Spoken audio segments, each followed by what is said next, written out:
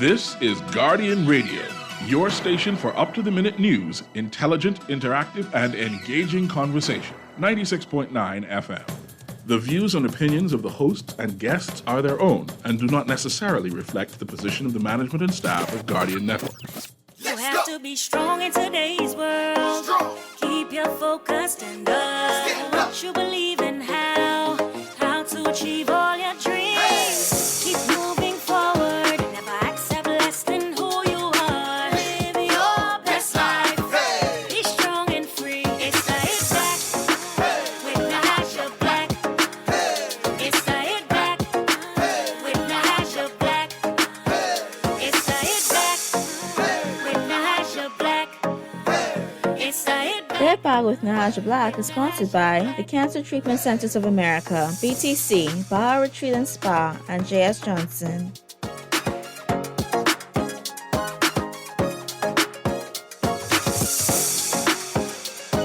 Good afternoon, Bahamas, and welcome to the Hit Back. I'm your host, Nahaja Black. It is a beautiful day here in the 242. I hope that everybody's doing well, that you are taking care of yourself, that you are living your best life today.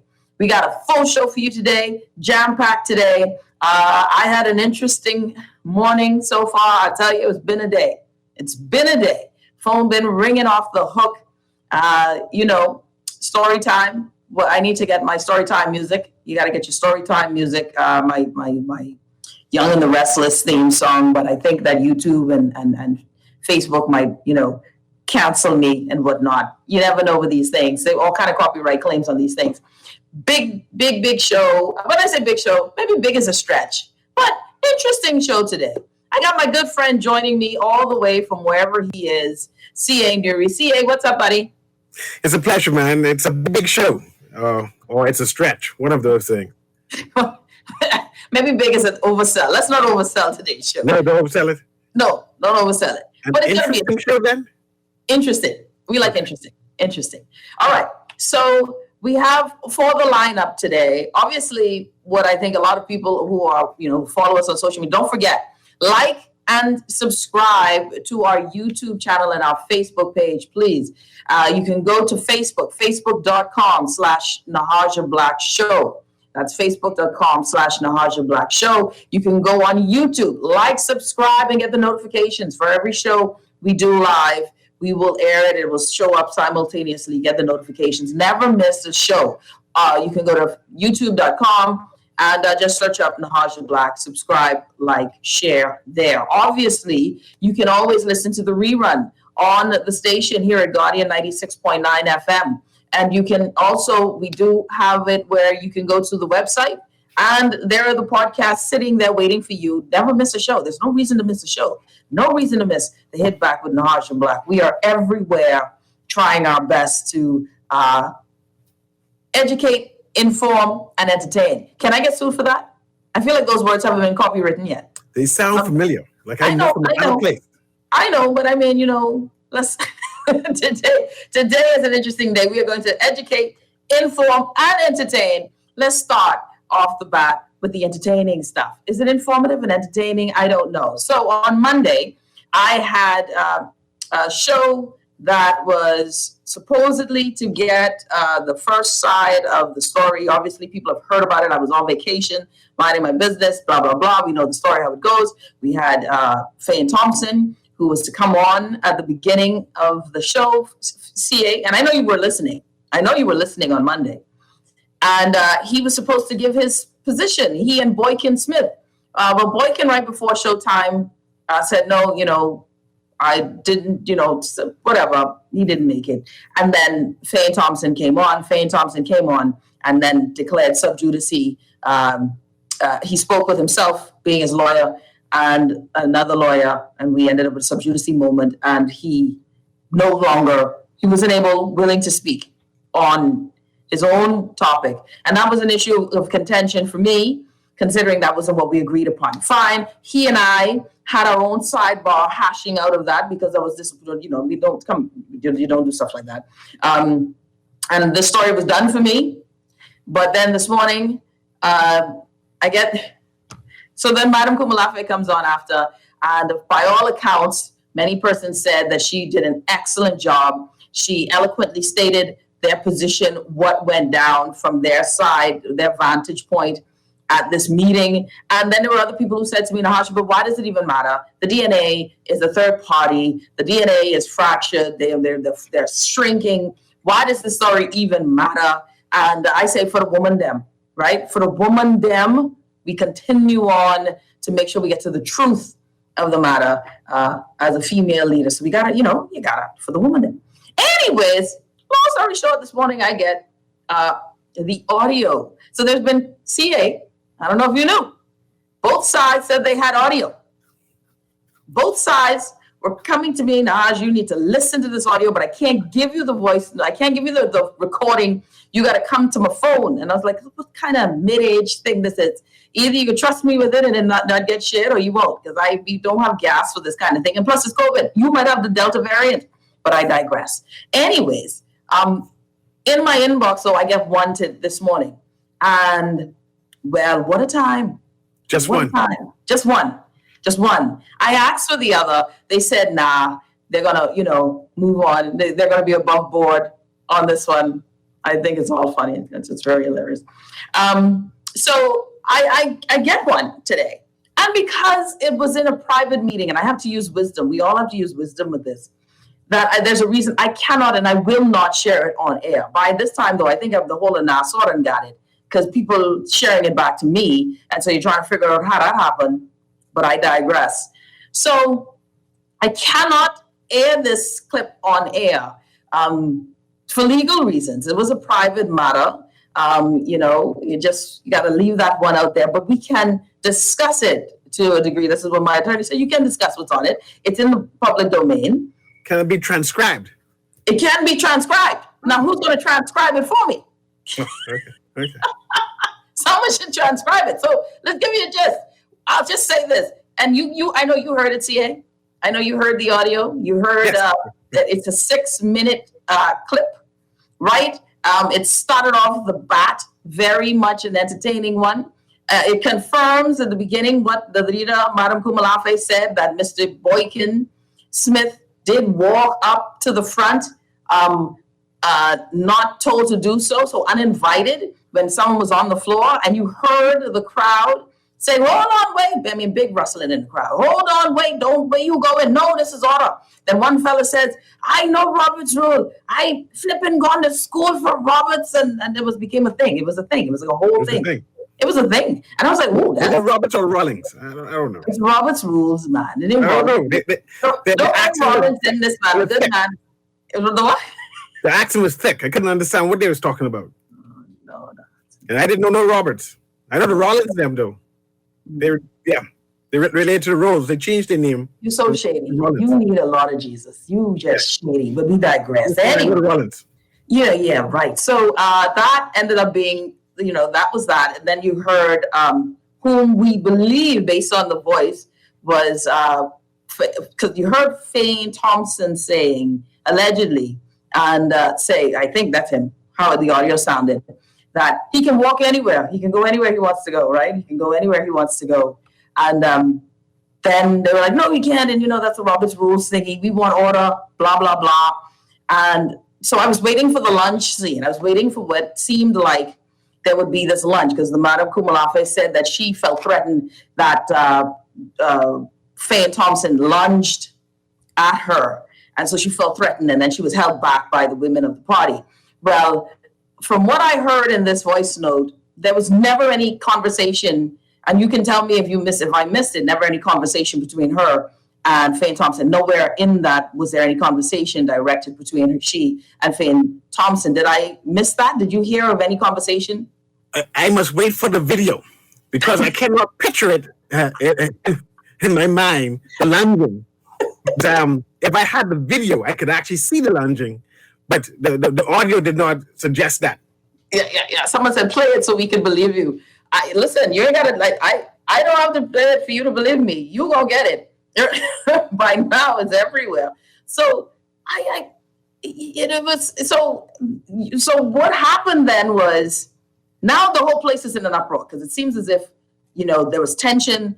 Interestingly, Mr. Thompson apparently had the audio, the phone somewhere on his person already recorded from when he walked in. So I don't know. He must have suspected something or thought it was necessary to press record before he entered the space.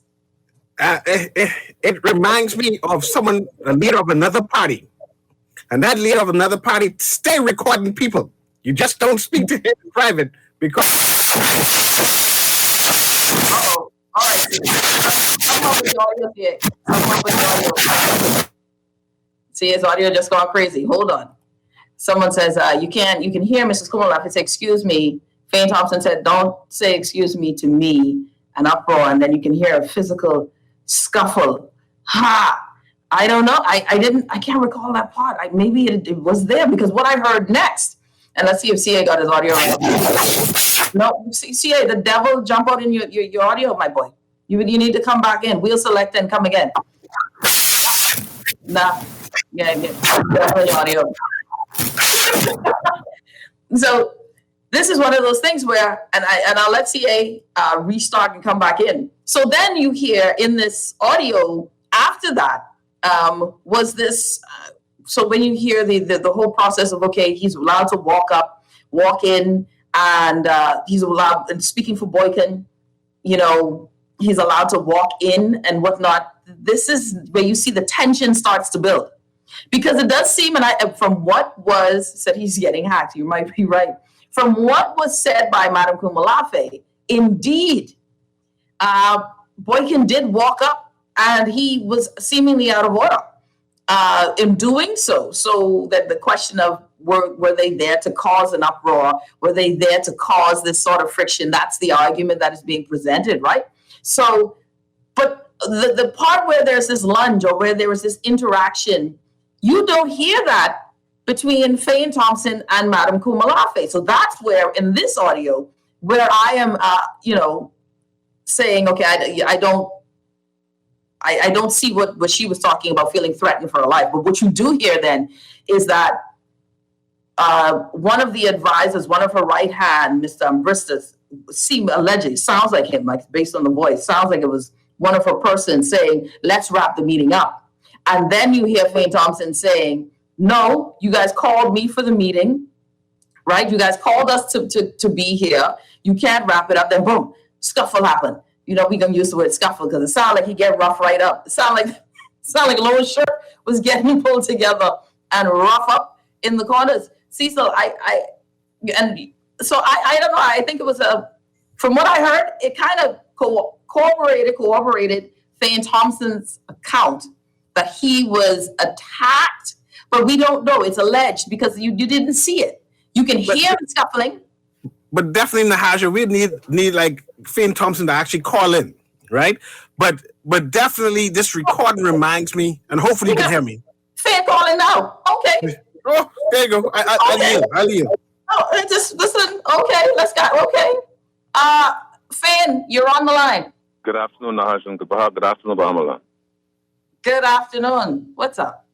Well, first let me say, let me apologize about the confusion about my attempt to get on the show on another occasion. And let me say to certain people who are listening, you need not worry about me. I've never been sued in my life for anything that I say or do.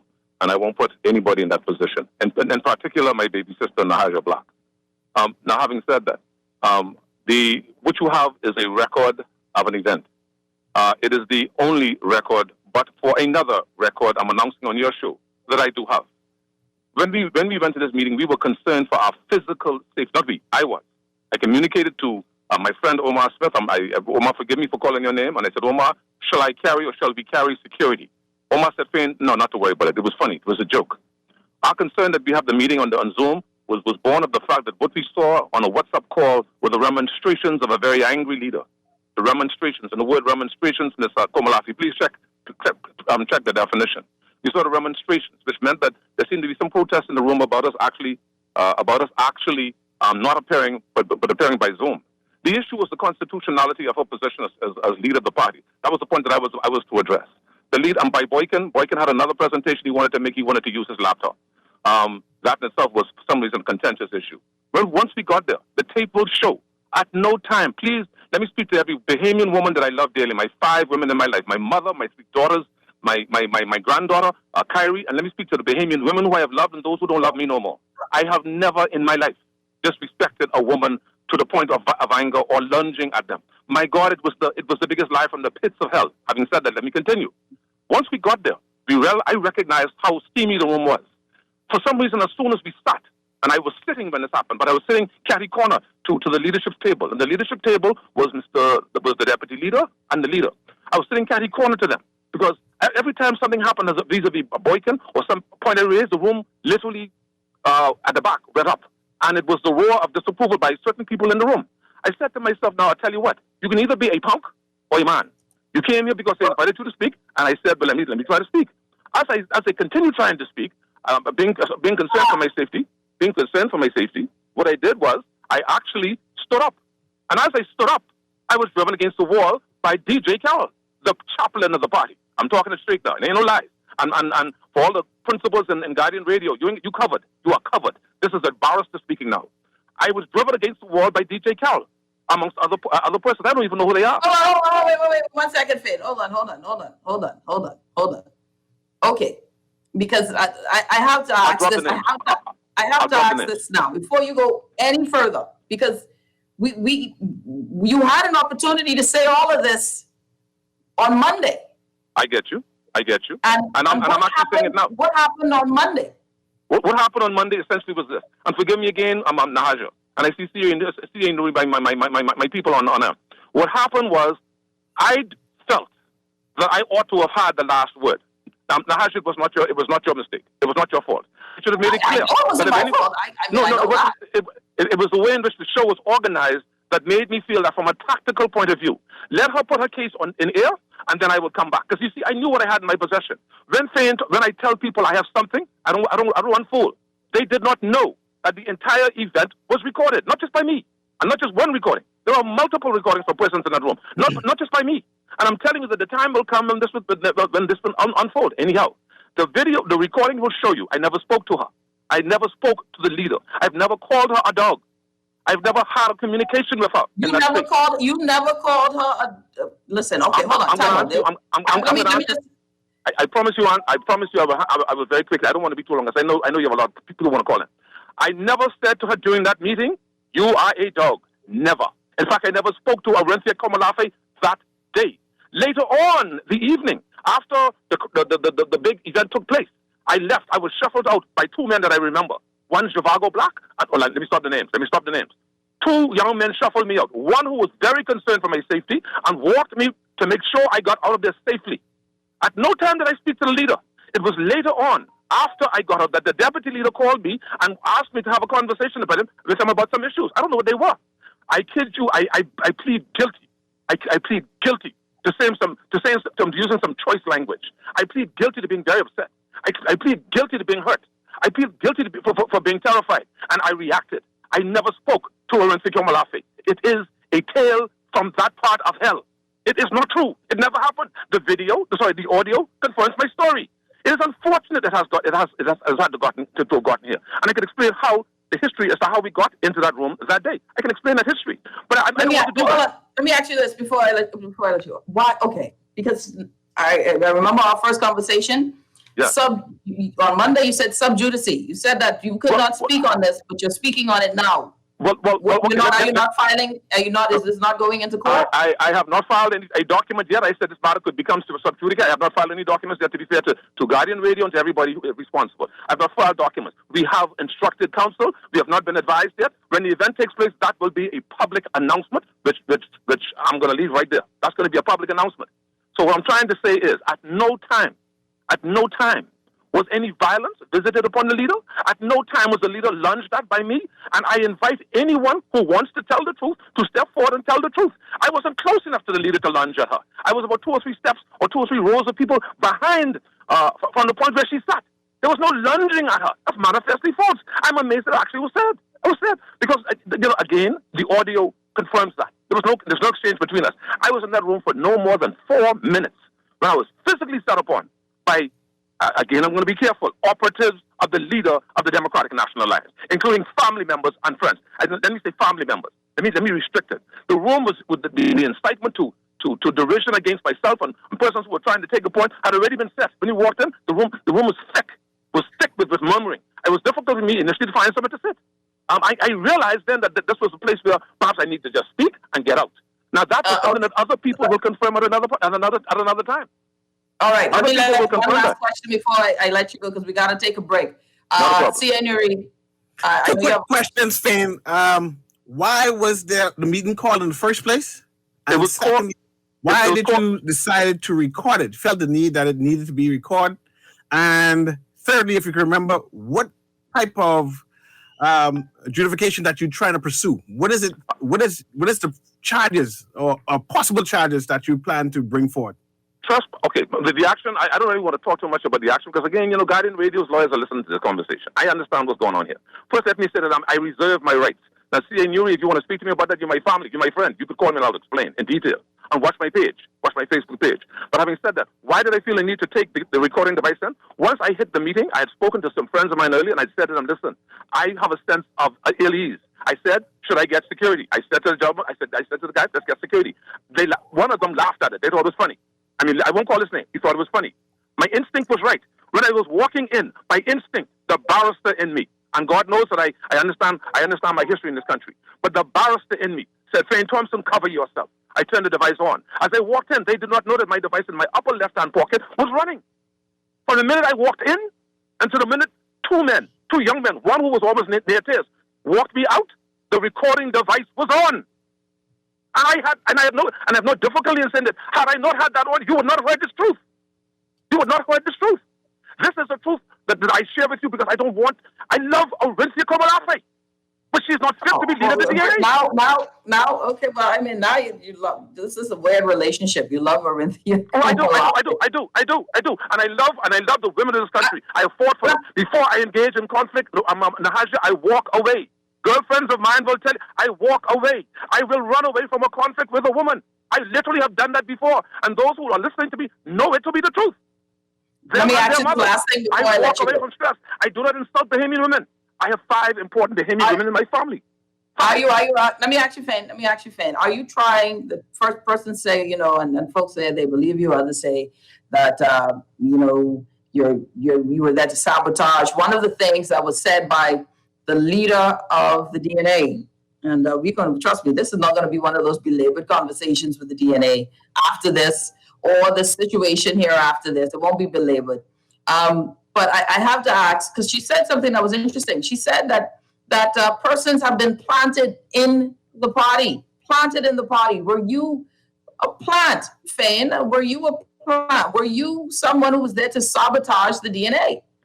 Let me say this unequivocally. I was a part of the DNA as it started to rise in the country. Branville McCartney had my every confidence. I felt that he's a man who would achieve great things. He ran his course. The Constitution said 2 terms he had to stand down. I continued, if only just to guide the new regime, if that's the context within which I explain that. No more than that. I have been absent from the DNA for 2 years, off and on. If they called me in to do a training, I would have done it. There was never a relationship I paid them money. I had a consultancy relationship and a support relationship with the first DNA. Let me put that on the record. A consultancy. You read between the lines as regards what that means. I also had a supporting type relationship because the old leadership of the DNA in many ways turned to me and I turned to them and we assisted each other quite well. What I'm suggesting to you is I've never ever thought to involve myself in this particular DNA. This rendition of the DNA was another DNA. So to sabotage the party. Let me say this unequivocally so that the Bahamas can hear us. I built the party before she reached me. Me and others like me built the party. Third-party politics for the last 20 years was very important to me because I believe that democracy required a marketplace which was competitive. And the DNA brought a competitiveness which was important to me. That's why I was there. I had to now make some very, very quick and serious decisions. No, Nahaja. No one has been a plant. If there's anyone who's been a plant, it's those who reached within the past 2 years or 3 years who wanted to destroy the party. Not me. I've never been no plant. I was there when the plants were actually, I was there when the root was sown in the ground. And you know what? Let me say this to you too. This may be helpful. When this happened that night, this was so upsetting to me. Almost, I had to go and get a drink, and I had to get a glass of wine with a friend of mine. And I sat there and I said to myself, you know something, Fane? Don't destroy this DNA. I called the next day. The deputy leader called me and said, "Can we talk again?" Because we spoke twice that night, and I was very upset. And the next morning, I said to him, "Let my sister my baby sister, or Renzi, come to me and let's talk about this. I begged him to do that. I said, but that was the case. I got nowhere. I then said to the senior leadership of the party, the legacy of the party, I give you guys 7 days within which to resolve this. I don't want to be on national radio and television trying to defend whether or not I attack or I lunge at women. That is so false, it's so devious, and so dastardly. I would never do such a thing. But what I did was I gave the leadership of the party the opportunity to fix it. They couldn't do it. The legacy leadership could not fix it. They could not do it. We are here today because of arrogance. We are here today because of the friends, family, and lovers which is descended upon this particular version of the DNA. It is not fit to be government. It is not fit to lead this country. Now, I don't say that with any pride, because many young people in the DNA have approached me. A couple have approached me, and they are saddened by this experience. They are saddened, terribly saddened by this experience. You know, and I hear you, and I appreciate it, because the audio clip was definitely it was not good for the party. It definitely should show it sounded more than a scuffle. It was definitely more than a scuffle. And I think that this is going to be very interesting to see how this all plays out in the long run. But do you wish? And I think for me this is the question, and I think Cecil asked you this before. What now? I mean, now that what now? Are you calling? What are you hoping that this, or what are you hoping that this will accomplish? Another bombshell is to drop this week or early next week. I'm asking the leadership of the DNA to stand down in the Bahamian interest, in the interest of our people. I do that with a heavy heart. It's not going to happen, so this matter will go on. But I call upon the leadership of the DNA. They know who I'm speaking to stand down, to rescue the DNA from this travesty. It gets worse over the next week and a half. I don't say these things lightly.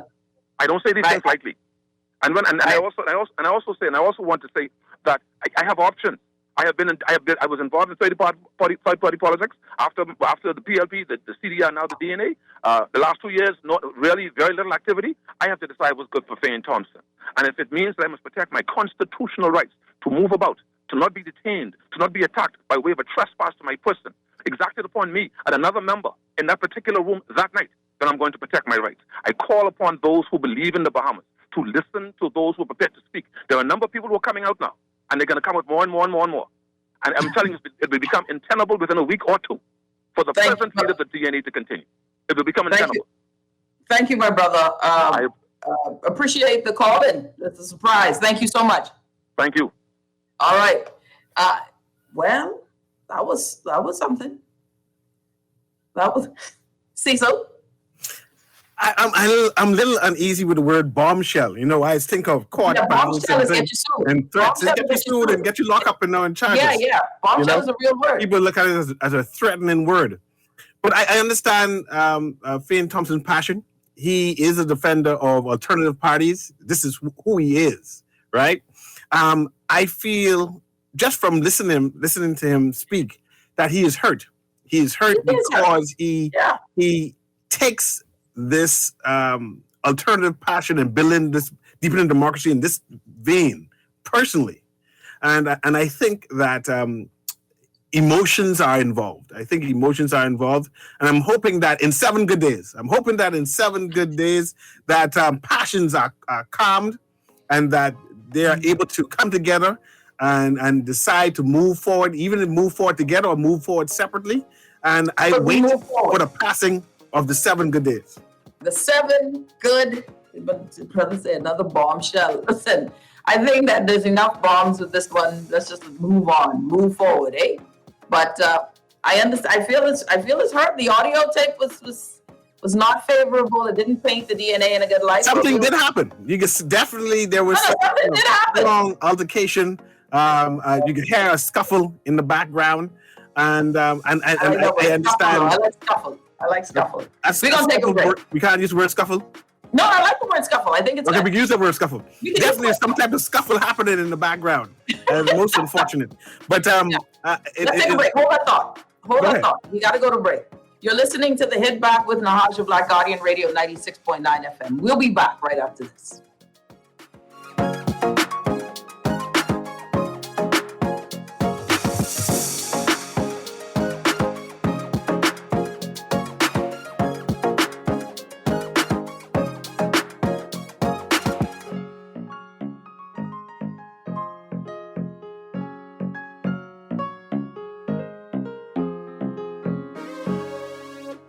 rejuvenate, refresh, treat yourself.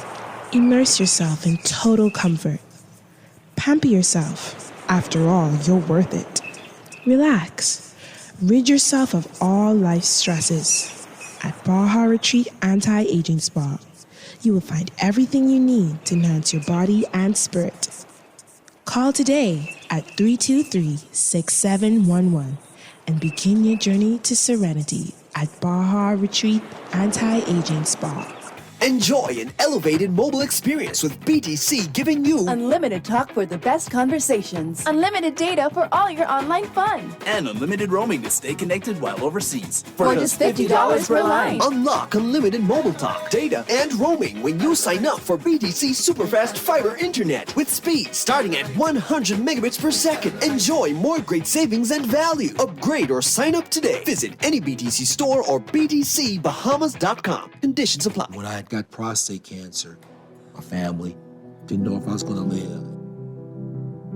At Cancer Treatment Centers of America, within days, I got an appointment. They presented me with treatment options, and we set up a robotic prostatectomy. When my scans came back, there are no signs of cancer. They don't see you as a number, they see you as a part of the family. I'm going on with my life. It's a real gift. Call us at Cancer Treatment Centers of America. This is Guardian Radio 96.9 FM.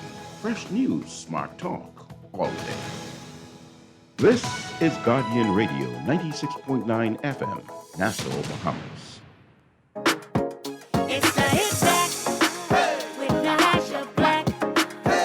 It's the hit back with Nahaja Black. It's the hit back with Nahaja Black. It's the hit back with Nahaja Black.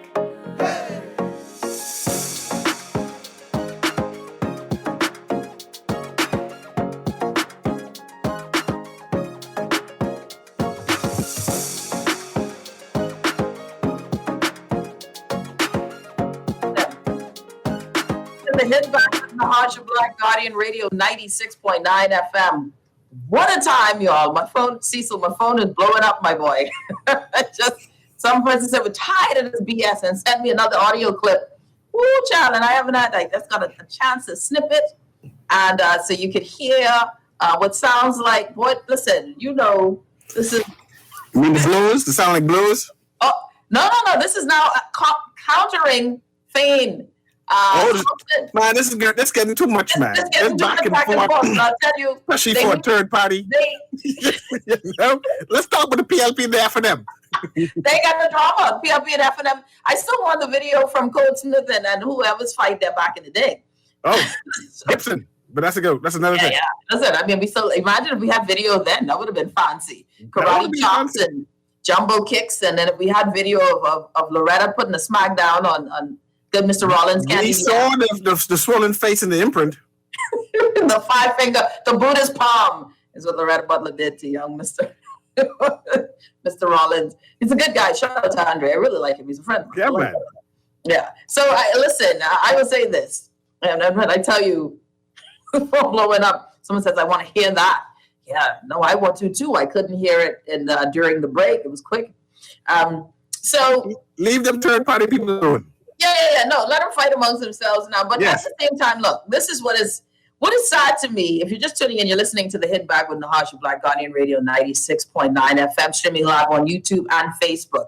My good friend C.A. Nuri joining us. What is, I think, sad to me with all of this, the entertainment factor is high, right?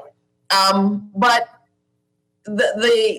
the sad part to me is that it is a third party, and it is one of those third parties that has a place in my heart. Everybody know I didn't vote for them once, right? I didn't vote for Cassius. I didn't vote for the DNA. I love my third parties. I love my third vote for minutes. You are responsible for a lot of problems in this country. I'm just letting you know. You have three strikes and I'm out. I should have. You need to stop voting.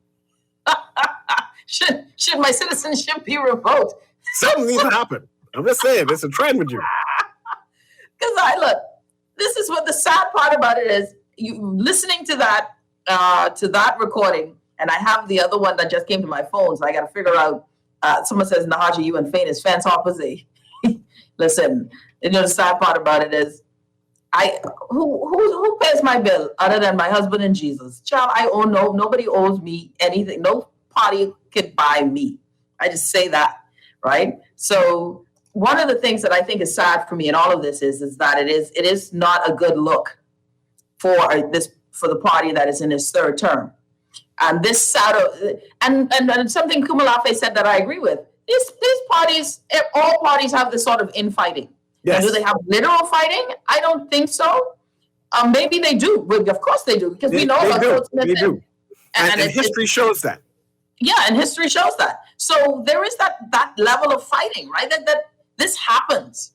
What I think happens, or where we are, and I said this yesterday, Cecil, and I want to get your take on it, right?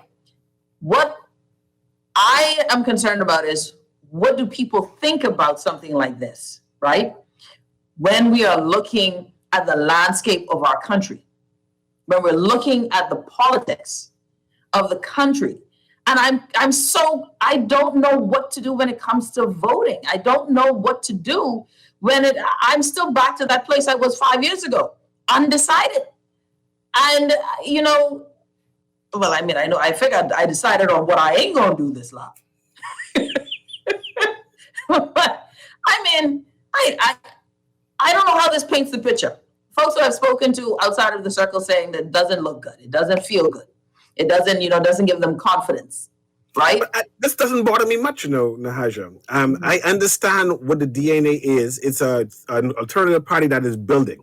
Mm-hmm. And just as alternative parties build, they go through turmoils up and down. And the idea is longevity and survivability. And they are the longest and ones. They are surviving. Yes. The idea that they are able to survive these type of hiccups shows that they are a party to be appreciated in general. These other parties, they start up and then they close down.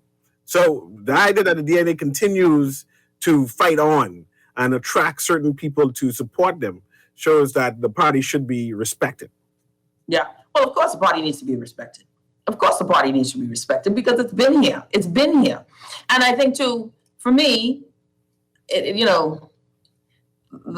hurt is that, it is, one of those parties that I really have an affinity for.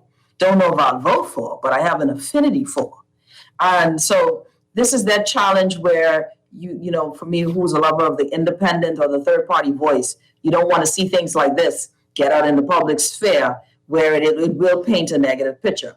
But it is a third party. And right now, at this point, was the DNA strong as a third party in this race right now? They were an option. But when you see COI coming up, Coalition of Independents, at some point was looking better than, obviously not now.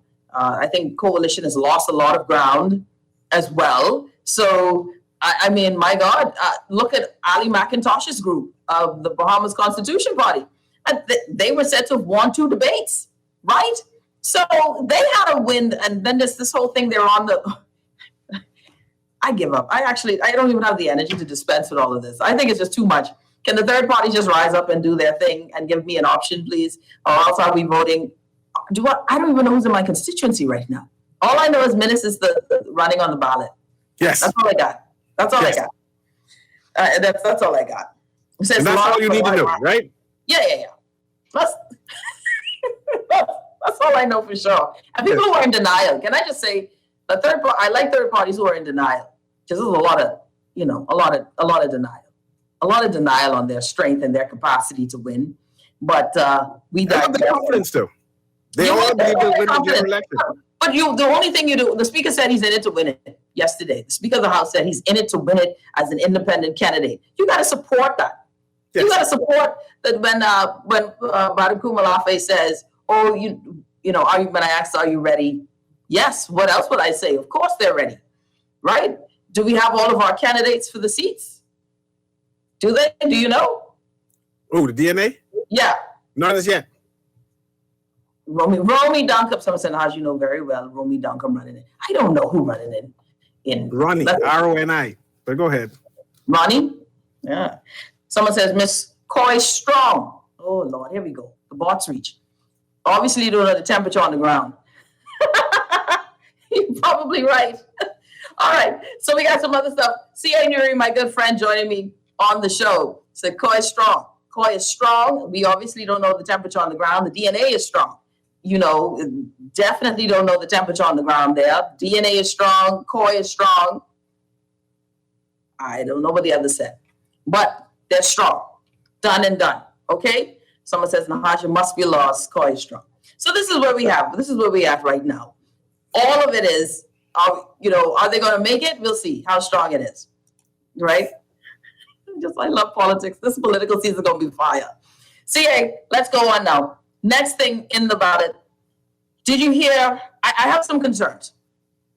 My concern is that we are in COVID flux. The Prime Minister has ended the session in the House until September 22nd. Everything points to an early election. What have you heard? I'm hearing the same thing. I'm not sure what that means, an early election. Early election? Election is next year. I'm going toward that. But clearly, the excitement on both the major parties is there. They're on the ground. They're campaigning every day. So definitely somebody knows something. I see the leader of the opposition preempted the Prime Minister and said yesterday the Prime Minister would have dissolved the House and that election would have been named, and it did not happen.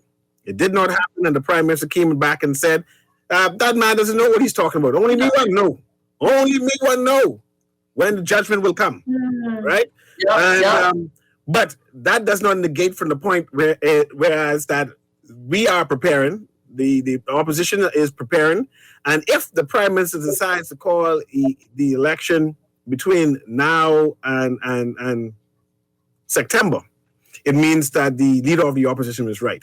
So the leader of the opposition put him in a place where he has to wait post-September to say, well, you think I just made a decision just now. Everything that I've seen so far is indicating that it's true so far, that we are looking at something August, September. And that I don't know if the plan was that, then you are saying, okay, all of these things that you are rushing to do. I don't think it helps the Prime Minister playing this game. I really don't think it helps the Prime Minister playing this game. I think this is a fiery one. I think that it will backfire. This is not for the people who are in politics. If people in politics behind the game, the people in politics who are part of parties, they consider this part and parcel to the process of politics, right? And I know I'm having just a little bit of hiccup with my internet there. But it's part and parcel to politics. So, but for the citizenry who isn't a part of the game, for us who are saying, okay, well, listen, I just focus on it, let us get it done. I think that we will be fine. We are tired of the gamesmanship. We just want to know when is it. We want to know when is it, because this rush now, imagine the craziness, this rush to go and register. All the Prime Minister is saying is register to vote soon, as soon as possible, soonest. What is that? And then now you have the PLP, or you have Philip Brave Davis saying, listen, it's going to happen by Tuesday. That was yesterday. It didn't happen. That is causing folks, that's heightening the need and the demand. And there's a great get out to vote initiative too, if that's the case. But we're in the height of a pandemic that is as close to the second wave or just as bad as the second wave or worse. And now we have people lining up to register. I think that this is crazy to me. I think that if he continues to play this game, it hurts him more than if he would just say when we're going to vote. I think it's fire. I don't think it's wise.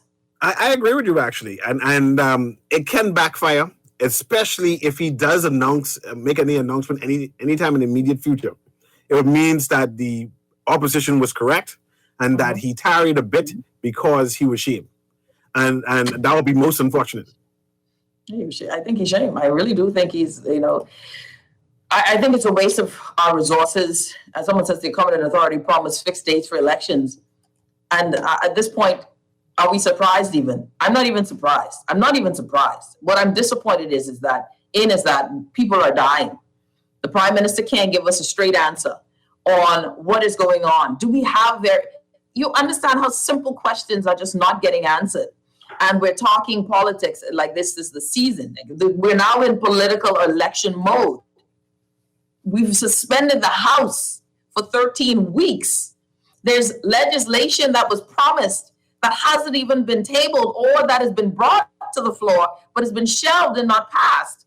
And we're talking in the last year in office, you're not even doing your job. It reminds me of when he first started and he took how many weeks off to celebrate, doing the congratulatory tour all across the Bahamas. Candia did a wonderful article called Abandoned Agenda 2 weeks ago, I think, 3 weeks ago. This is the most, I don't know if to say disappointing. Disappointing would have meant that my expectation was high after 4 years. But at this point, considering how he talks about the lives of Bahamian people, nothing that I've seen in recent weeks and months, apart from the rhetoric, building buildings, but the field hospitals aren't there. People are sick and they're sitting on porches in the hospital. You're not dealing or addressing these things, but you're giving more money to PHA when PHA can't give us a good audit. Where is the reports on how PHA is spending the money? Why is the AC still shut down in certain places? Do we have real quarantine stations? People are dying, getting sent home, Cecil, and we're taking time off. What happened to the medicinal cannabis bill? What happened to the emergencies, medical emergencies bill? What happened to the Ombudsman? I think Ombudsman Act. Shelved. I mean, call another one. If I can say the word shelved.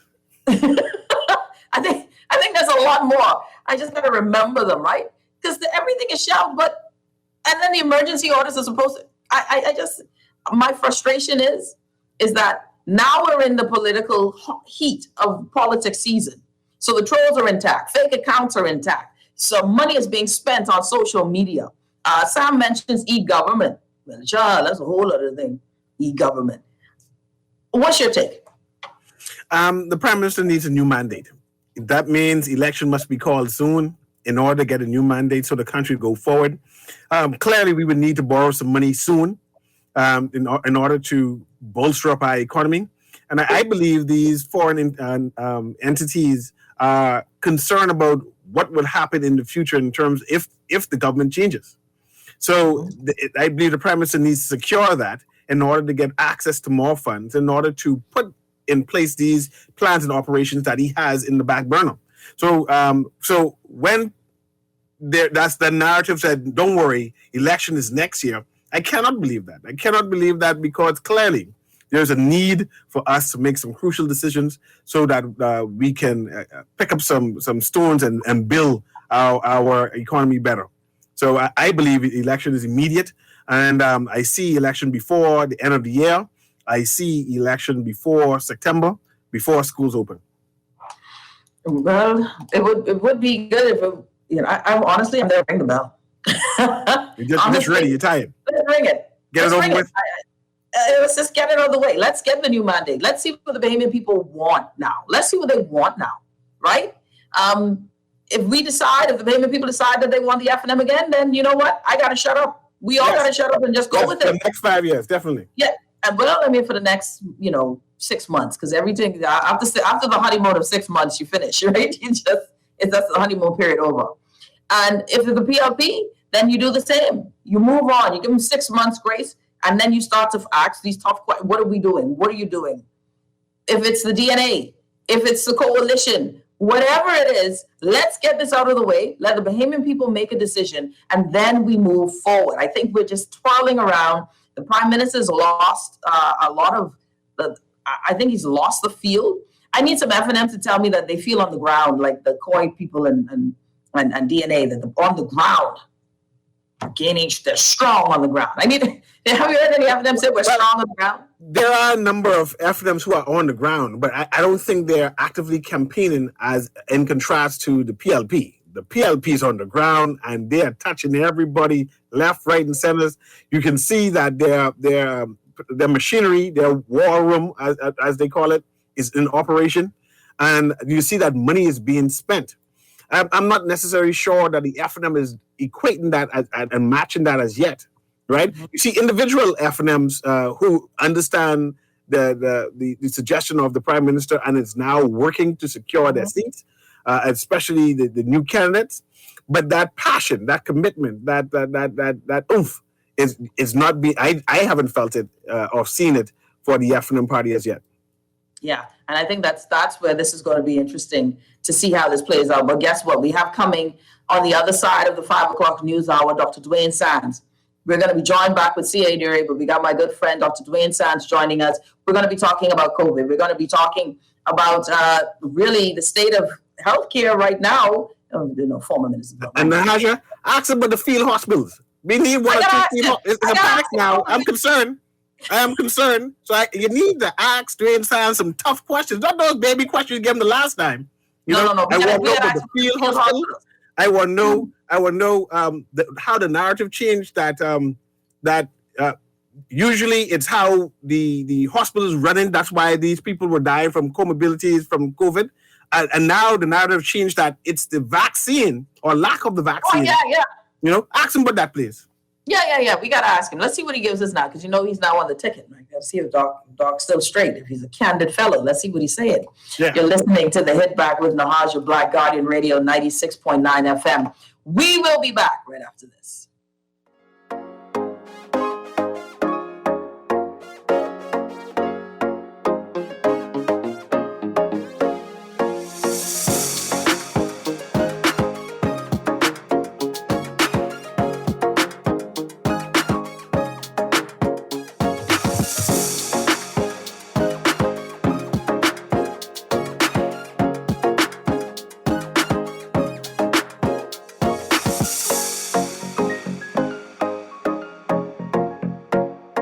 This is Guardian Radio, 96.9 FM.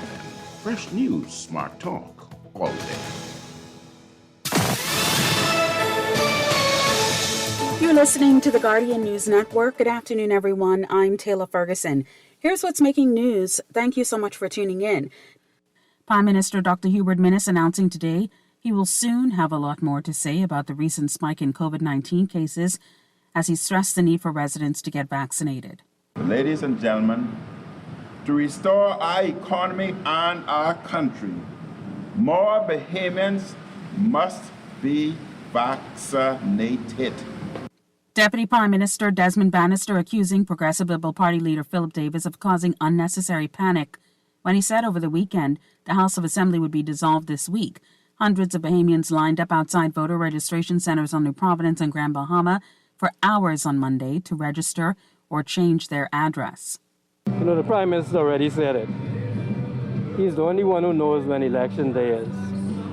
I think if you listen to the leader of the opposition, we should have been hearing about election being called today. It hasn't been called, so obviously he has no credibility. This is another strike against his credibility. It is so very, very sad. The Court of Appeal has dismissed government's application for a stay of a landmark ruling on citizenship. Last month, the appellate court upheld a ruling by Supreme Court Justice Ian Winder that every person born in the Bahamas after July 9, 1973, shall become a citizen of the Bahamas at birth if either parent is a citizen, regardless of their marital status. Government has been granted leave to appeal to the Privy Council. Attorney General Carl Bethel says government accepts the Court of Appeal's ruling and the matter will proceed to the Privy Council. The Margaritaville Beach Resort and Fins Up Water Park officially opening today with a ribbon-cutting ceremony attended by Prime Minister Dr. Hubert Minnis and executives of China Construction America. Margaritaville Beach Resort opening marks the beginning of an exciting new journey of the Point. We firmly believe in the prosperity of the Bahamas, and the local tourism industry will be further promoted with the development and other projects we are planning in the surrounding area. The Prime Minister called the development a major factor in helping the city of Nassau and the Nassau waterfront come alive. That's what's making news. I'm Taylor Ferguson. AP News is coming up next. Tired of banks forcing you to use technology to bank the way they want you to? Your convenience is important. So no matter what your banking needs, Commonwealth Bank's friendly staff are always available in branch for that personal one-on-one service. But when you choose technology, our online and mobile banking app offers you state-of-the-art functionality. The choice is yours. Commonwealth Bank. Bank the way you want.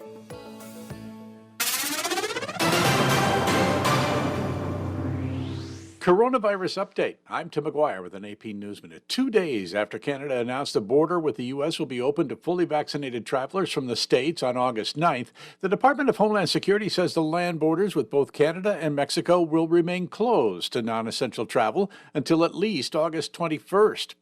Coronavirus cases are rising around the globe. AP's Ben Thomas reports. The World Health Organization says more than 3.4 million new cases of COVID-19 were confirmed around the world last week. That's an increase of 12% from the previous week. The increase due to new variants and governments relaxing precautions at a time when not enough people have been vaccinated. The state of Alabama lags all other states in coronavirus vaccinations, some 33% getting at least one vaccine. Head football coach Nick Saban says the University of Alabama football team leads the Southeastern Conference and most likely every other big college team, with close to 90% of players vaccinated. I'm Tim McGuire.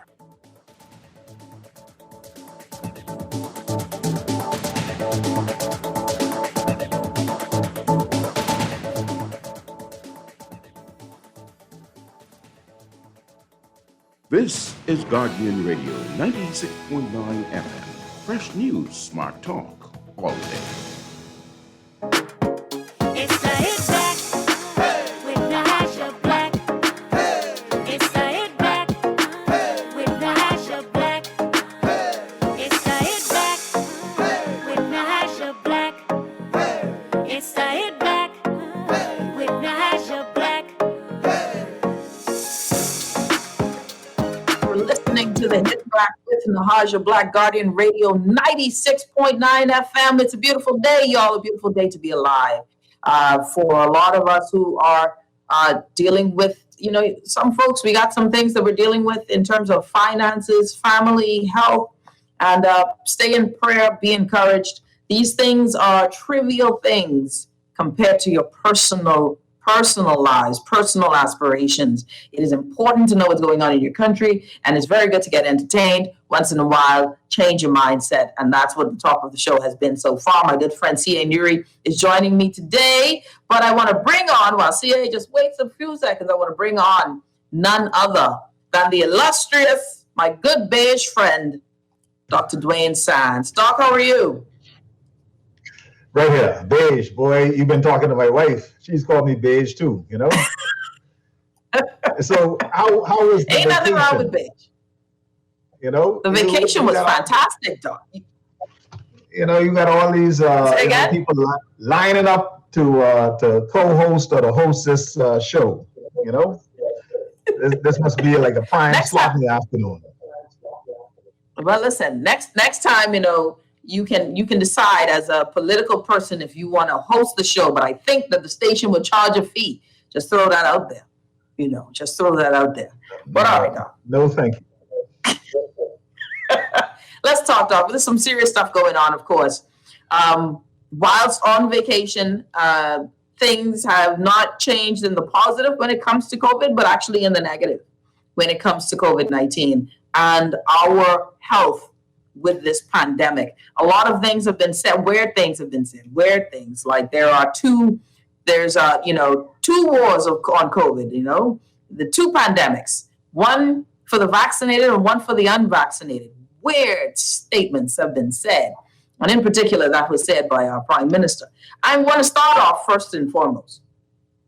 Do you believe, Doc, as a former Minister of Health, as a physician who's dressed in full PPEs at work, do you believe that this government, your government, should be trusted, can be trusted with the health of the Bahamian people at this point? I know it's a weird question, but I want you to answer that for me. The answer is yes. The government is to be trusted. And I think that the leadership takes this matter very, very seriously. Every single country, the management, the decision-making of COVID is controversial. And it leads to some pretty passionate debate. That's a euphemism for cussing and carrying on, okay? Mm-hmm. So because the implications are so massive,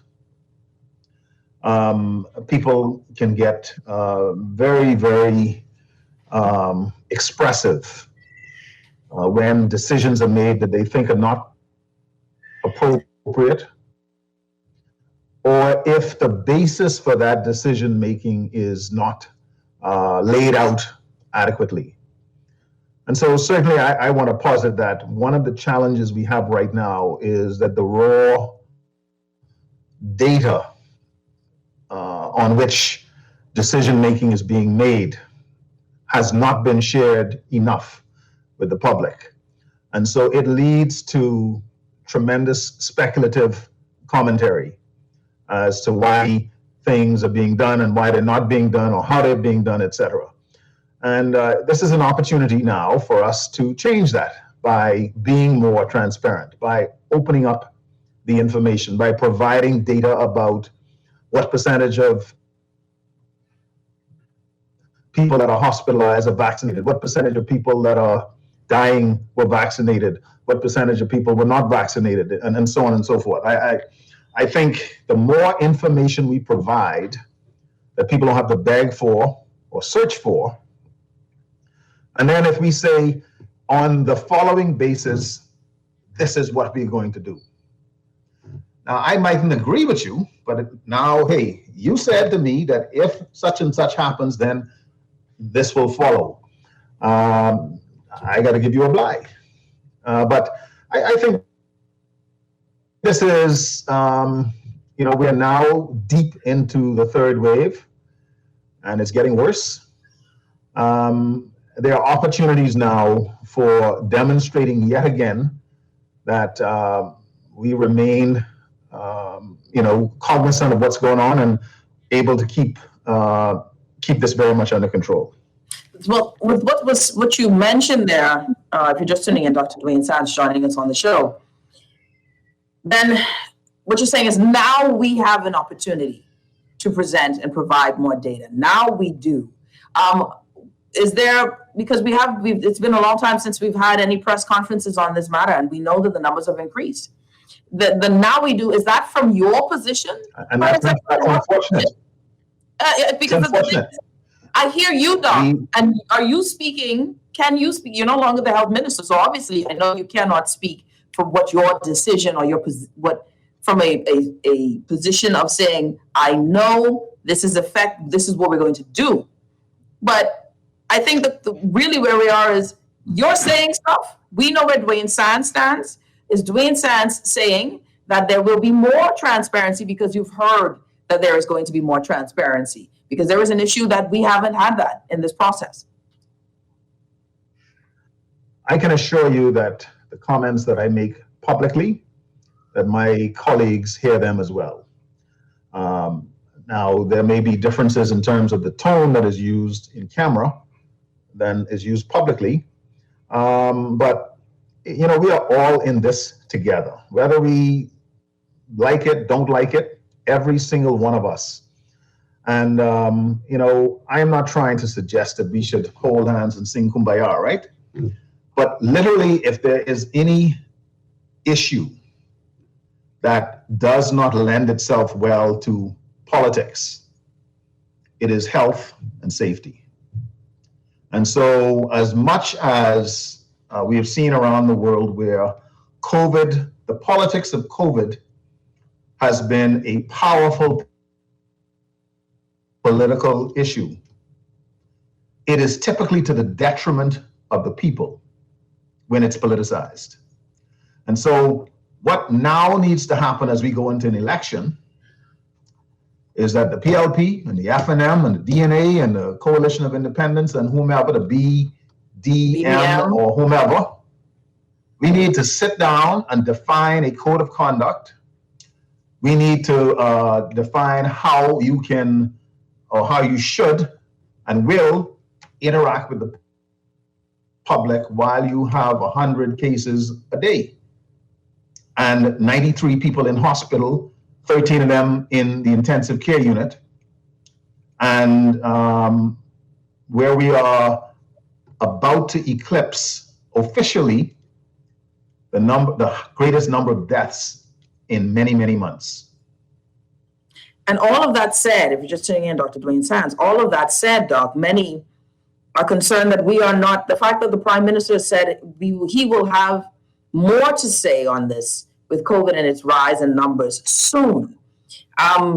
Soon is not a date. No press conferences by the Ministry of Health. My concern is we seem to be jockeying, and when I say we, all of the Bahamas, politics is seemingly leading the conversation, and yet you mentioned the numbers that you've presented here today, where I think for the month of July, so far, I think we've had, 900 plus positive cases.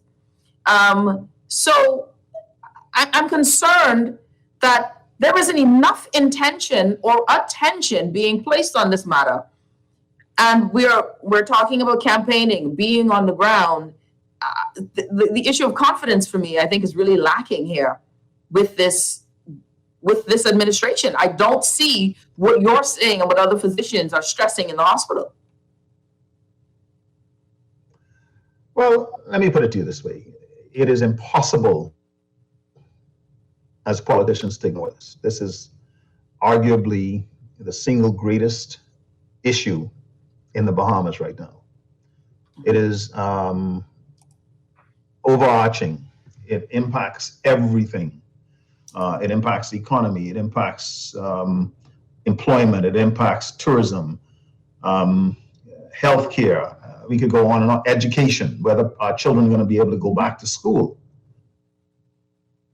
The concern about, is it safe to have our children go to face-to-face classes? And that question has to be answered. So the questions have been put, and I believe that there will be a response, and it has to be an urgent response. Now, the definition of urgency will obviously vary, but I expect certainly that there will be a formal response very, very soon. I think that it's hard to imagine the COVID being at the top of the fold every single day, the main issue on every talk show, the main issue on social media. As politicians, you have to respond. As government, you have to respond. And certainly the Ministry of Health, I think, would do well to go back to a very helpful formula, and that is to provide a forum whereby the questions that people have can be answered, and to spend as much time as is needed to answer the questions, as difficult as they may be. Why do you think we've lost that? Why do you think it's stopped? I don't know. I don't know the answer to that. Would you it may be that. Again, I don't know that that's a helpful question. I mean, it makes for a sexy question, but I don't know if it's a helpful question. So we're in a different era now. Let me ask you, and I'll move from that to this. Now, what you see on the ground, what you've seen on the ground as a physician, you're in the hospital, you are wearing full PPE. Are we in a worse place today than we were in July of last year? Or are we at the same place? Where are we now, so that people can get an idea of how this is looking for us? Without exaggeration, we're in a pretty rough spot because even though the numbers are not as high as our worst days in terms of cases, the resources that we have available to us are different. We do not have the same number of trained personnel to combat this problem. We have less than we did. And more of the patients are winding up now in the intensive care unit. You also have a peculiar scenario where patients are presenting younger and sicker. And so if you now look at the various hospitals, Grand Bahama has some 24, 25 patients Princess Margaret Hospital, more than 30, Doctors Hospital in total, I believe 20 something, altogether 90 or so, 93, I believe, patients today in hospital or yesterday. When you look at the number of nurses, respiratory technicians, and support staff to care for those patients, we simply are stretched to the max. Wow. Well, and what was the cause of losing? So the issue. Go ahead. Finish your thought. So when you juxtapose that to the fact that the Bahamas is third from last in terms of number of vaccinated persons per 100,000, you have a perfect storm, as it were, because the overwhelming majority of us are susceptible to infection. Now, bear in mind that vaccinated people can still get infected, eh? Yep. And they can still transmit COVID. Yep. So when you have, against that backdrop, now one of the sickest populations in the world, because we are fatter than anybody else, we have more hypertension than anybody else, we have more diabetes than anybody else, and we have a terrible health demographic. We now are in the epicenter of the storm, the COVID storm. So there is no reason now to feel comfortable. None. Zero. Where we know that in the budget, we're getting $70 million is going to help to start building resources, building up the hospital. What are we doing for the emergency space? Are we doing field? I was told by physicians, and I'll be candid. I was told by physicians within the hospital that they have patients who are being sent back home. There's no room in the inn, right? They're being sent home with COVID, having to find their own form of oxygen to help them. One physician told me she had a young patient with asthma who was sent home, and he subsequently died and succumbed to COVID recently. This is what the physician told me. So we're seemingly short, not just on staff, but on space, or maybe is it because we have no staff, we have no space? What is being done to address? We have no. This has happened so quickly that if you look at the slope of the hospitalization curve, it's a very steep curve. So you go from 50 to 55 to 60 to 70, and now 93 people admitted to hospital, right? And then when you ask how many of those people are in ICU settings, each day that number goes up. So we now got 13 people in an ICU setting. The hospitals now find themselves literally at a point where the triage has to be incredibly critical, because you've got to decide who is going to stay in hospital. And it's not just COVID patients that are coming in, but people with cancer, people with heart disease, people with strokes, people with infections, appendicitis, broken bones, gunshot wounds, etc. And so if you ask, what about field hospitals? Well, we are functioning in field hospitals now. I mean, we have the Samaritan's Purse field facility at Princess Margaret Hospital. Okay.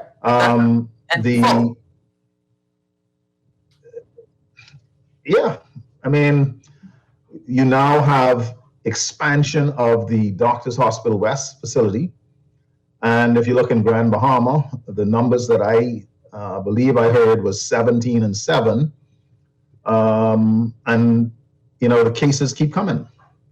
The more active cases you have, particularly if we have, as I believe we do, the Delta variant in country, I was about to ask. the expectation is that this thing is going to continue to climb.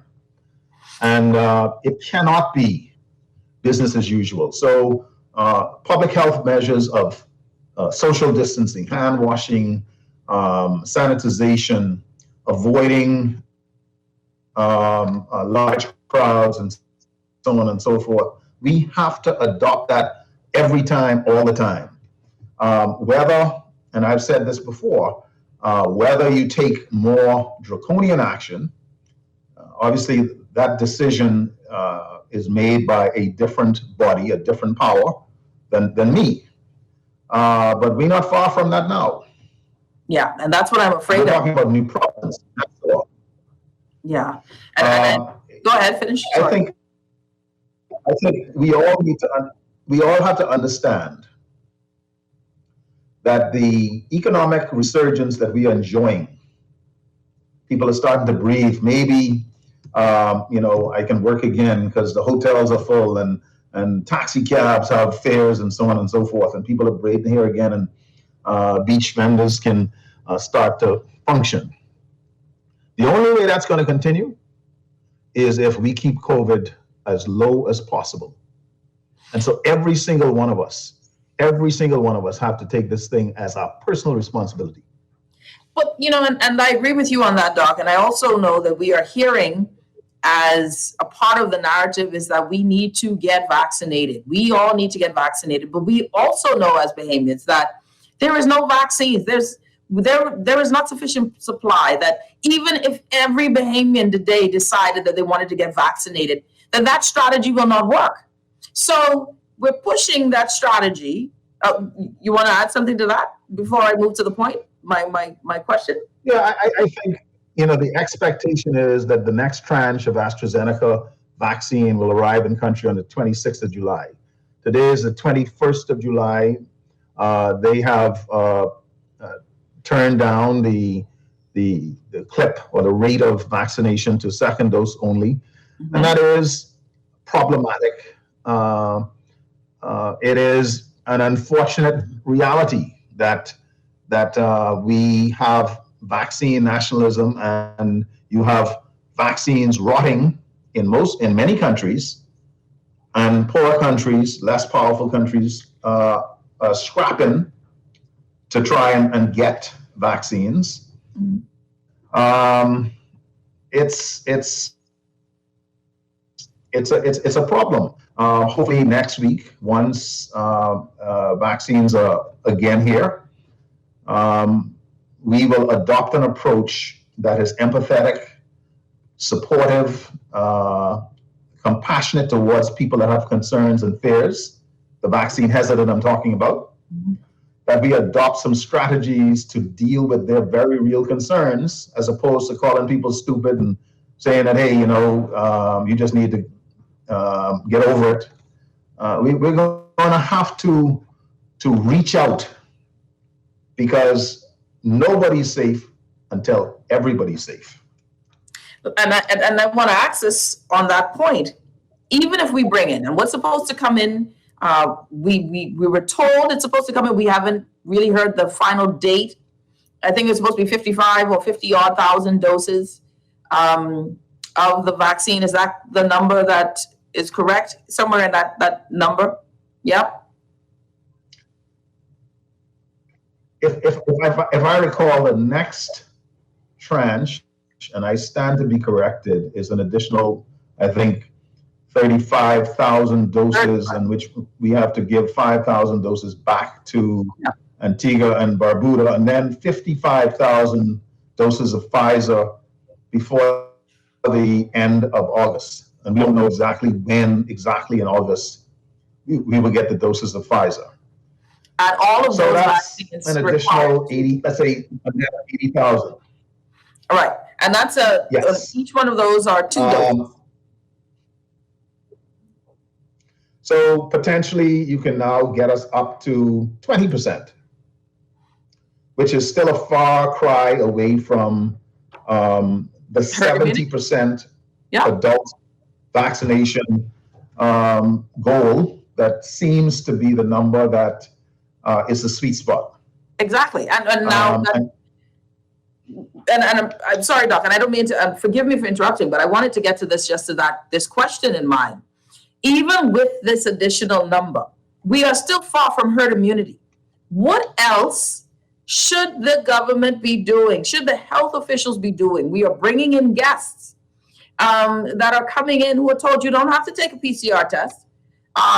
when you travel in the country. Once you arrive, once you're vaccinated, you're good. But we all know that vaccinated people can be COVID positive. And I'm wondering, we're still, no matter, this number is far from herd immunity numbers. We have yet to address the hesitancy for the vaccines.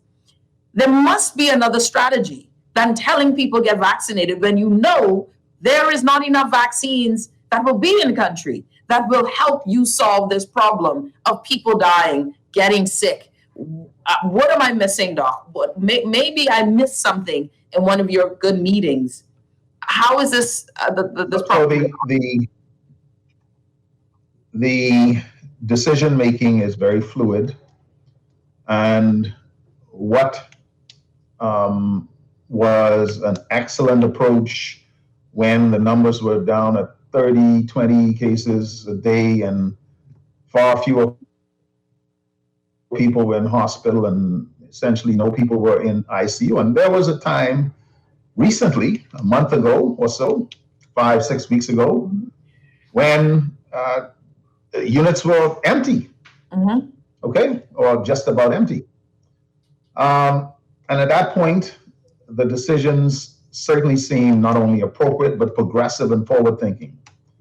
And the challenge with COVID is that it changes on you in a heartbeat. Boom.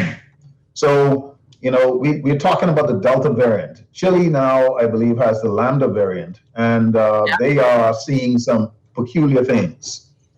And we don't even know what variants we have in the country. So we have to now fly almost blind by the seat of our pants because we don't have some of this data. And it is going to mean that we're going to have to expand our access to that type of data in order to make more reasonable predictions about where this thing is headed. And those predictions will not be loved by everybody because it's going to impact the business model for hotels, for cruise ships, for taxi cabs, for buses, for schools, etc. And I can assure you that the tension that we hoped would be gone, it ain't going nowhere for a little while. And it's going to be very important for us to continue this dialogue, turn down the tirade, and let's actually talk to each other about what we should do. That requires a level of responsiveness and tolerance for divergent views. And I think, and I gotta say it, would be a good reason why we ought to let the emergency orders expire and move to a different method of adjudication of these problems. Oh, I'm happy you said that because that was going to be my next question. The emergency orders are set to expire. But I noticed the House is in recess, and the emergency medical bill that was to be discussed that would give us some sort of way of dealing with these sort of public health issues without the need of emergency powers hasn't even been brought to the floor yet. And the House is closed. Isn't it amazing that something that deprives people of certain liberties, fundamental liberties, intended to be a short-term solution to a difficult emergency problem. Now we're saying, boy, we can't let it go. Oh no, we won't let it go. We need to let it go. Let it go. Let it go. Yes. Okay. Let's go with a different approach. And perhaps what we will do is we will engage more of civil society in the discussion and get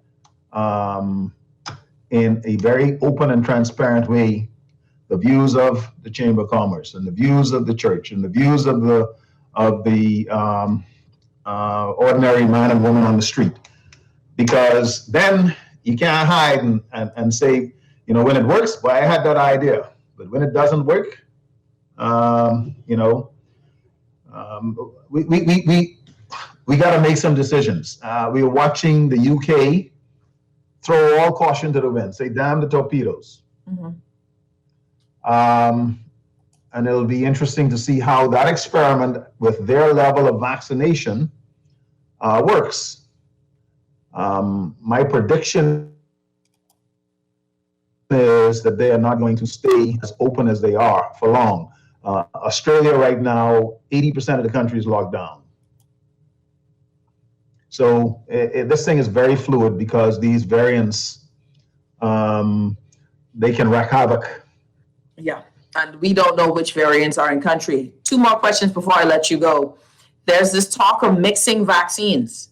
Now we know we have Pfizer coming in, we have AstraZeneca coming in. Is that, from what you've heard, Dr. Dwayne Sands joining us on the show here, Member of Parliament for Elizabeth, former Minister of Health, is that something that you've heard that is an option for us? Are we going to be mixing vaccines?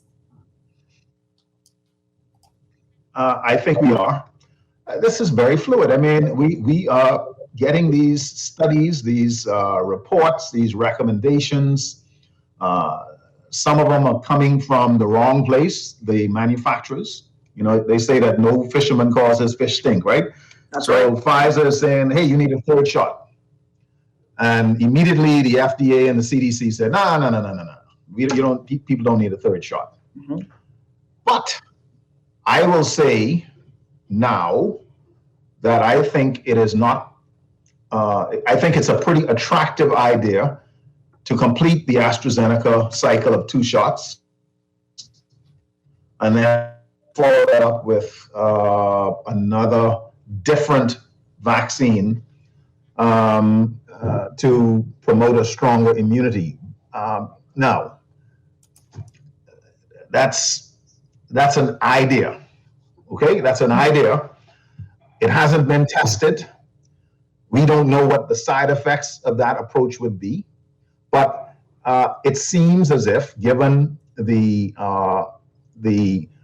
response of the vaccines to the new variants, that that type of approach may provide better protection for the variants that are here now, the ancestral variant, and the ones that are coming down the pike. So I am thinking about now, having gotten 2 doses of AstraZeneca, at some point getting a dose of Pfizer. What? You were going to get a 3rd dose? No. I'm thinking about it. Okay. Well, I have 2 more questions for you now, because I did say 2 more questions, but I'm Baptist, so I didn't really mean I was finished. So will schools open? Do you think schools will be opening in August? And then for September, do you think the new school year, we will be full face-to-face, or we'll be back to hybrid? What are your thoughts based on what you see? The only way it will, in my view, is if we get this under control. Do you see it getting it under control? If we go into August, if we go into August and we are running at 100, 110, 120, 130, 140 cases per day, I hope that is not the experience. And I'm not, I don't know that that's going to happen, although some of the forecasts do not look good. If we have a significant number of cases, then no, school will probably continue as virtual education.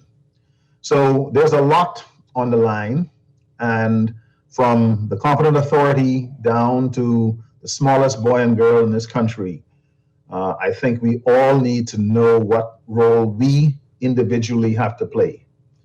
I think those of us that are eligible for vaccination, once they're available, we should be vaccinated. But even if you're vaccinated, you should continue to wear a mask. You should not be consorting with people that are not a part of your circle. And stay away from the Junkanoo rush outs. Stay away from large crowds, this thing is not over. And last one, this time I promise, last one. Someone asked the question with the dosing, if they got the first dose and they're waiting on the second and they're past their time, that window, when, the 8 to 10 weeks, I think it is, for your second dose, is there a problem? Is there a challenge there? We don't think so if you are within that 12 to 16 weeks or so.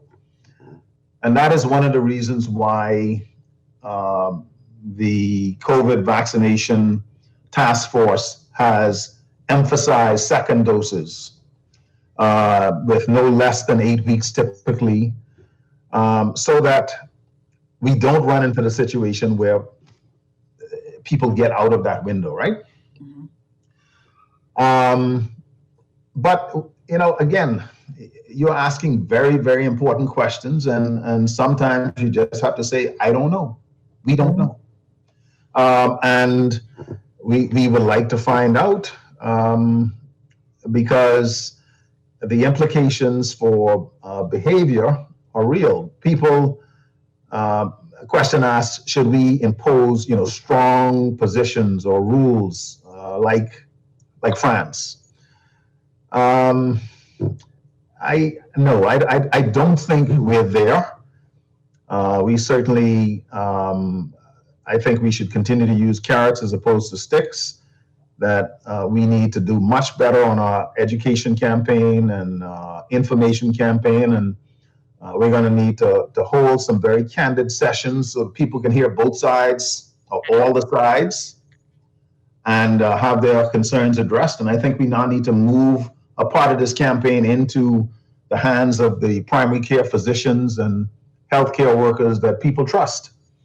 Not to say that they don't trust the big vaccination centers, but some people, if my doctor say it's okay, then okay. Or if the community nurse say it's okay, it's okay. Because she's been taking care of me now for 20 years. Dr. Dwayne Sands, Doc, I have tons more questions for you, but I know that you're busy and at work. So I'll let you go. Thank you so much for the time. And of course, be safe. And I appreciate you sharing with us today, Dr. Dwayne Sands. Thanks so much, Doc. Welcome. You're listening to the Hit Back with Nahaja Black, Guardian Radio 96.9 FM. We will be back after this. My good friend, C.A. Nuri. That was a lot there to digest. The question of do you trust? I walked out of that with the question, when I asked the question, can we trust the government with our health? And I walked out of that saying, no, I still don't. No, I don't. We'll be back after this. In life, there are always challenges. Today, we find ourselves having to be more self-sufficient, socially aware, and technically savvy. At J.S. Johnson, we are committed to our customers by providing cost-effective insurance solutions. No matter what your insurance needs, we will always be here for you. Call 397-2100 or visit jsjohnson.com. J.S. Johnson Insurance Agents and Brokers, giving you peace of mind. When I had got prostate cancer, my family didn't know if I was going to live. At Cancer Treatment Centers of America, within days, I got an appointment. They presented me with treatment options, and we set up a robotic prostatectomy. When my scans came back, there are no signs of cancer. They don't see you as a number, they see you as a part of the family. I'm going on with my life. It's a real gift. Call us at Cancer Treatment Centers of America. Enjoy an elevated mobile experience with BTC, giving you unlimited talk for the best conversations, unlimited data for all your online fun, and unlimited roaming to stay connected while overseas. For just $50 per line. Unlock unlimited mobile talk, data, and roaming when you sign up for BTC Superfast Fiber Internet with speed starting at 100 megabits per second. Enjoy more great savings and value. Upgrade or sign up today. Visit any BTC store or btcbahamas.com. Conditions apply. This is Guardian Radio 96.9 FM. Fresh news, smart talk, all day. It's the Hit Back with Nahaja Black. It's the Hit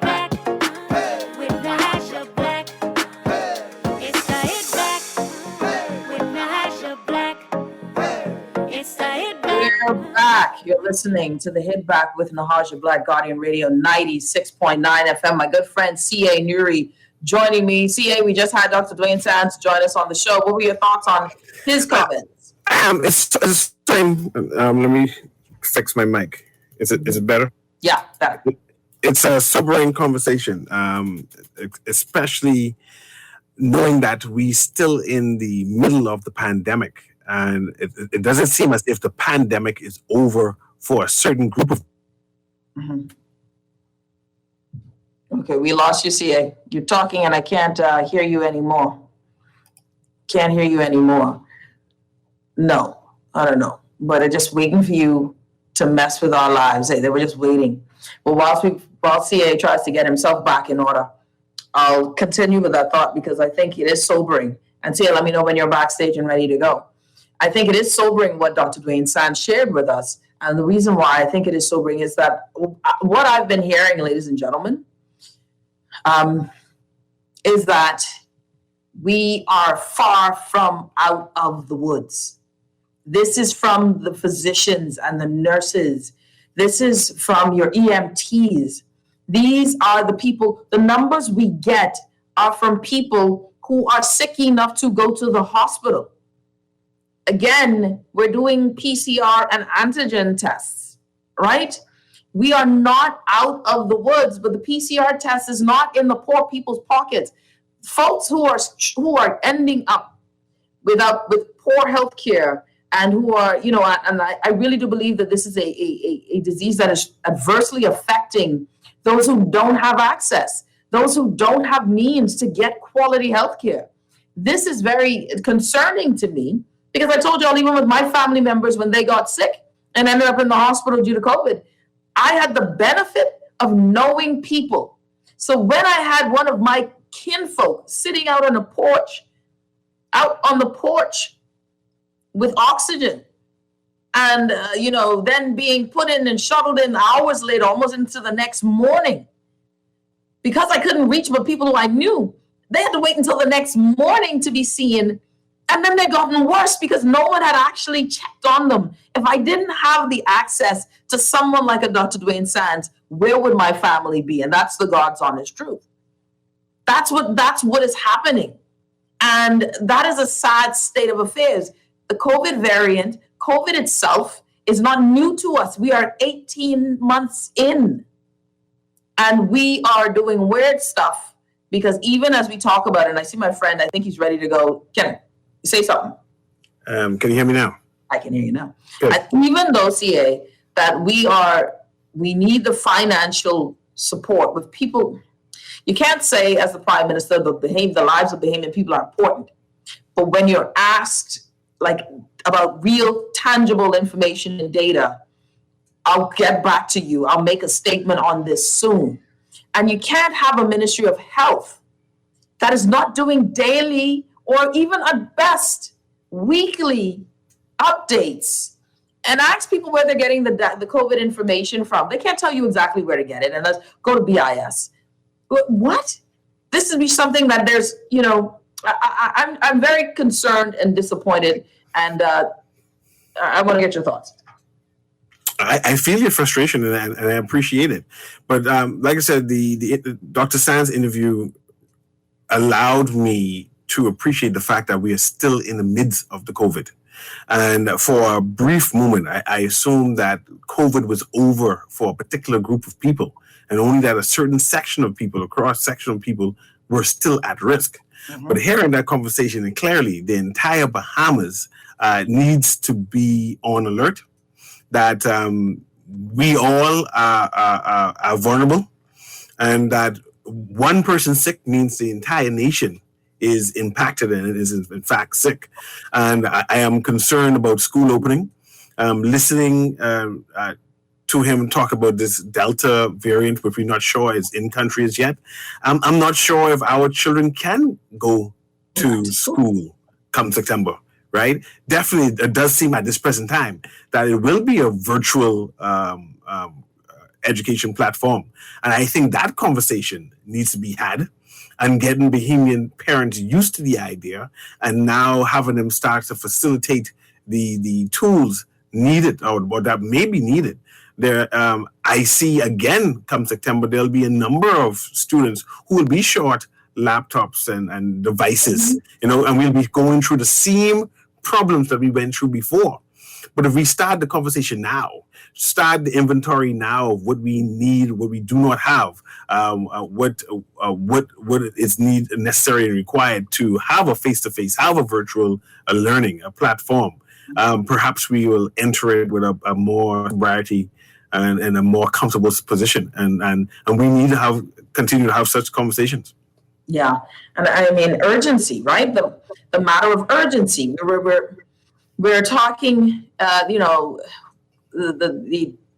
idea that when one political leader makes a note or says, listen, we are going to have that elections are coming. And because there's no certainty, and this is what is frustrating, you can fix the uncertainty on certain things. You can take out concern for yourself as the prime minister for certain things. Certain things you should even have to worry about. Set the fixed date. Even if you don't want to call it a fixed date, just set the date. You don't have to go into legislation. Just set the date. Take that out of your concern. Take that out of the concern of the Bahamian people so that we don't clamor at lines and create more connections. You're looking at the health data. You are aware, I would hope, of what is going on with your people and health. Get that out of the way. There's some things that don't need to be gamed. If you say we matter, then show we matter. Actually, show that you matter to yourself and reduce some of the workload. Set the date, move that out of the picture. Let's get that out of the narrative of the headlines. Let's begin to, of course, there'll be some politicking. Now it's election season. Dr. Dwayne Sands suggested that parties should come together now and set rules, guidelines, how things should be done. What we found in this process is that everything is still haphazard, right? That even graduations had no process, no formality. So schools were trying to figure out, how do I graduate our children? It became a thing, but it didn't have to become a thing. Summer camps, it didn't have to be a thing. You can set mandates and rules and guidelines. There are things that shouldn't surprise us after doing this over a year. And the fact that we are, you can do things safer. You can have better ideas. The pushing of vaccines and knowing full well that even the vaccines that you have counted, that you think are coming, still won't get us close to herd immunity, but you're still talking about this as if this is an answer. It is driving me crazy because I'm like, this is crazy. This is crazy talk. And I'm considering if election is called this year, if election is called early, how will COVID impact that?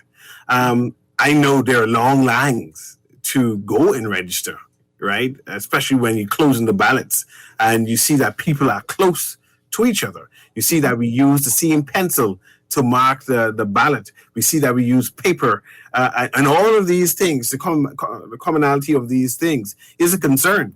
And again, we're not having that type of discussion on if election is called in within a few months with this COVID strain, this Delta strain in the Bahamas.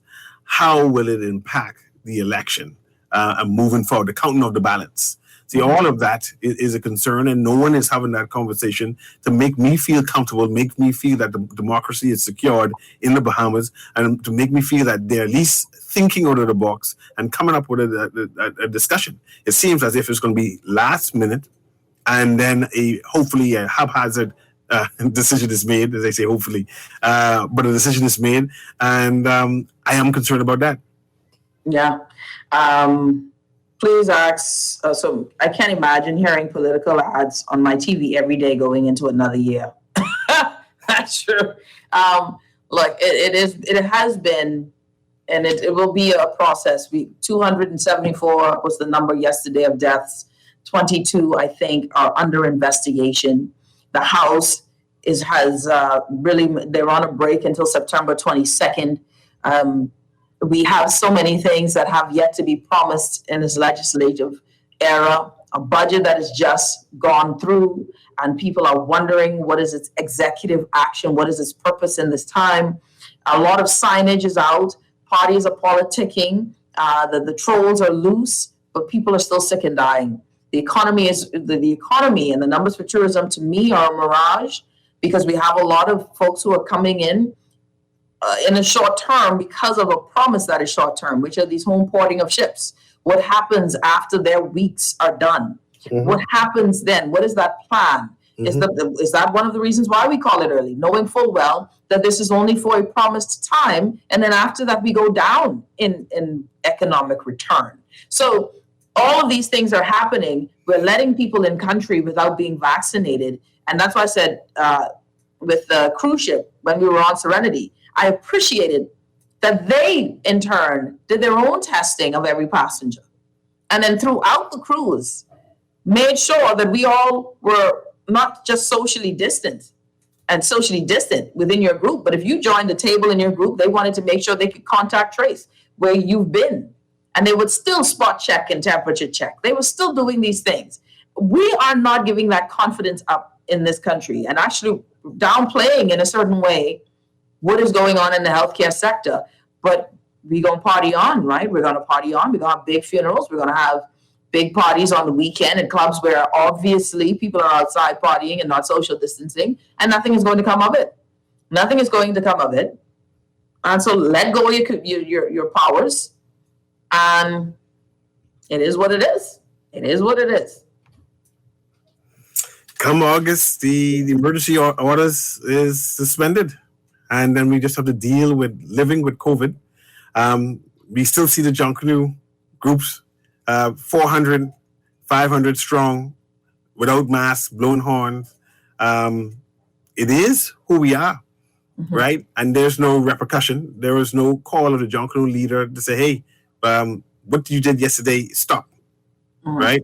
So God forbid if any other Junkanoo dies in the immediate future, we shall expect another big Junkanoo rush out and another spread of COVID and another risk. So we just need to do more. We need to do more, and I don't think that we are committed. I don't think that, I know the government is doing what they can, but I don't think that through their leadership and through their determination that they're showing to the Bahamian people that we need to be committed, because it shows too much loopholes and slackness here and there, and I am concerned. Man, listen, I'm beyond concerned. Do you trust the government? I asked Dwayne Sands, does he trust the government with our health? Well, he danced around that. Like, then I shall dance around that too. Dance around that. Yes. We're going to tiptoe around that. Yes. I think it's a matter of trust. And I think the Prime Minister's in need of a new mandate. Yeah, I think that is why I think that you ring the bell. I think you ring the bell. Yes. I think you ring the bell. But the good thing is he plans to address the nation regarding COVID soon. So perhaps, soon, whenever that is. So perhaps he will come up with some new ideas, some new concepts, some new protocols that we can embrace, and we will see what happens then. And so, you know what that reminded me of when we were asking for the what was it? The Recovery Commission, Economic Recovery Committee's report. Yes. Yeah. When we were asking for ideas at the beginning of the pandemic, what is the economic plan? It's coming soon, right? Soon is a very strong word for this administration. They believe in soon. They believe in soon. We believe in dates. They don't believe in dates, right? So set the date. CA, thank you so much, my friend. It's been an interesting show. We've had from top to bottom, start to finish, quite a bit of entertainment. And I think we've learned a lot today. What did you learn? Your walk away, your takeaway before we go. Takeaway. Wear your masks no matter what. Even if they vaccinated, don't trust them. Don't trust it. You know what I learned today? Go ahead. Check pockets. Check pockets. Oh, for phones. Even if the rules say not to bring your phone, they just bring it. And they just have the phone on. Phones in pockets. Check the phones. I told you another political party does that. Their leaders record every conversation. If he calls you, you know you're going to be recorded. Thank you, buddy. Have a good one. You're listening to The Hit Back with Nahaja Black. See you, Nuri, my good friend. Have a great day, everybody. Thanks for tuning in. We'll see you tomorrow. God bless. Stay safe. Stay socially distant. You're listening to The Hit Back, Guardian Radio, 96.9 FM. We're out.